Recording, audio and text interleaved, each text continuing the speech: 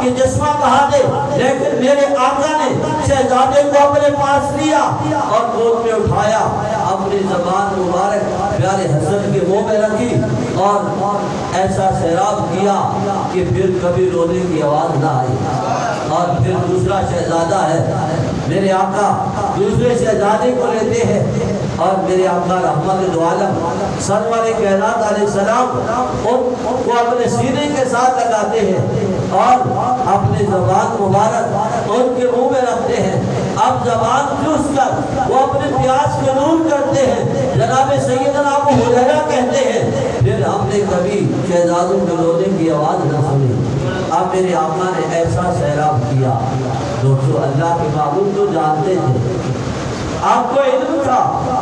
اب میرے آقا نے ایسا سیراب کیا کہ ان شہزادوں نے کبھی پیاس کو محسوس نہ کیا۔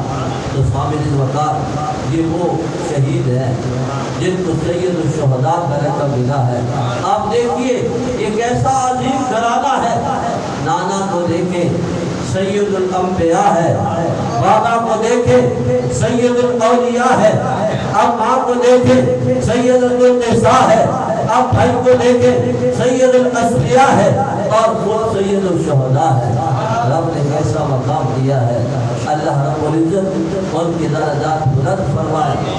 اور جو شہداء پاکستان ہے اور اس ملت اسلامی جمہوریہ پاکستان کی حصول اور بقا کے لیے اپنی جان کے نذرانے پیش کیے ہیں، اللہ رب العزت ان کے درجات بلند فرمائے اور ہمارے ملک پاکستان کی مالک حفاظت فرمائے اور مالک کائنات ہمارے ملک پاکستان کو امن کا گہورہ بنائے۔